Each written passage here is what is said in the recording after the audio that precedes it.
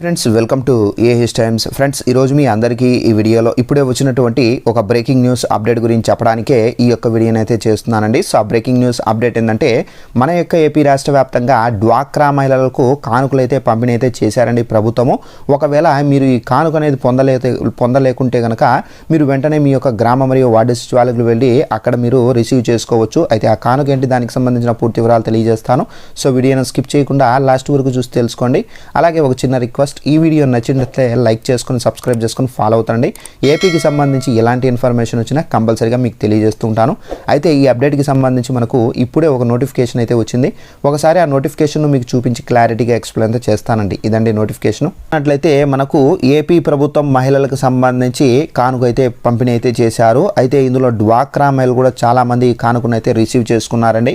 అయితే ఇక్కడ మీరు చూసుకున్నట్లయితే మహిళల పేరుతో జగనన్న ఇల్లు పక్కాగా రిజిస్ట్రేషన్లు చేసి హక్కు కల్పిస్తున్న ప్రభుత్వం ఫిబ్రవరి 9వ తేదీలోపు పూర్తి చేసేందుకు కసరత్తు.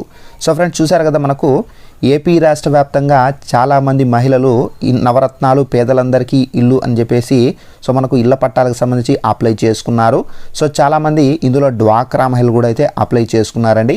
సో ఎవరైతే అప్లై చేసుకొని ఉన్నారో వాళ్ళందరికీ రిజిస్ట్రేషన్ చేసి ఎవరైతే అప్లై ఆ క్యాండిడేట్ పైన రిజిస్ట్రేషన్ అనేది చేసి ఈ విధంగా మీకు పట్టా అనేది అందించడం అయితే జరుగుతుందండి. ఇది జగనన్న ఇస్తున్నటువంటి కానుక అని చెప్పేసి కూడా వైసీపీ ప్రభుత్వం అయితే చెబుతున్నారండి.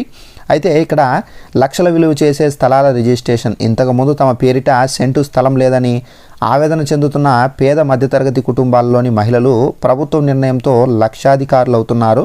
సో ఇచ్చిన మాట ప్రకారం జగనన్న నిరుపేదలకు ఇంటి స్థలంతో పాటు ఇల్లు సైతం కట్టిస్తున్నారని చెప్పేసి ఇక్కడ అయితే మనకు ఇవ్వడం అయితే జరిగిందండి.